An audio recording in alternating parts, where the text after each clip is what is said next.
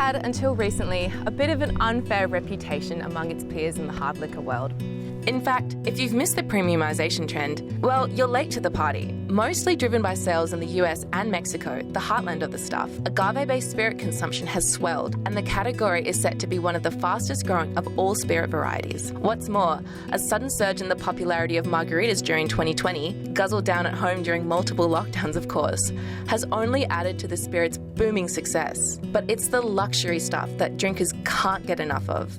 While agave spirit volumes in 19 key markets are expected to grow 4.2% annually in the 5 years through 2024, the higher end product will more than double that rate to 8.8%, hitting nearly $9 billion in value. So popular that even behind me here in far north Queensland in Australia, not too distant from the famous Great Barrier Reef, a whole agave farm project is underway. The farm is owned by Aussie spirits company Shelf International, which plans to get an Australian agave spirit to market. But there's a long way to go before then, and don't call the product tequila. Just as champagne can only be made in one part of France, tequila is exclusive to Jalisco state in Mexico.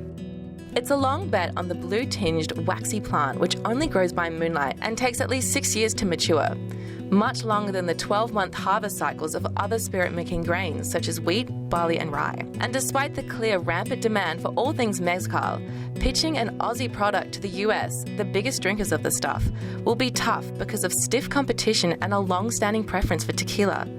Micro-distillers are proliferating, and trying to take market share from the giants like Patron and Don Julio will be a challenge. Even George Clooney owned a brand, and Kendall Jenner launched her own tequila in February this year. Still, the drinks from Down Under are being crafted with a uniquely Australian flavour, the company says, influenced by the country's different soil profiles. It sees a future selling premium spirits into a global market in much the same way the Aussie wine industry did decades ago. In the meantime, the agave plants are thriving, even though the crop isn't native to Aussie soil. I think what it should be showing agricultural producers that there are other options, that we should be looking at crops that maybe suit our climate or our changing climate better. And I think it's got an opportunity to build an agave industry that might go across a whole range of potential industries, from biofuels, from cattle feed, pharmaceuticals, as well as spirit production.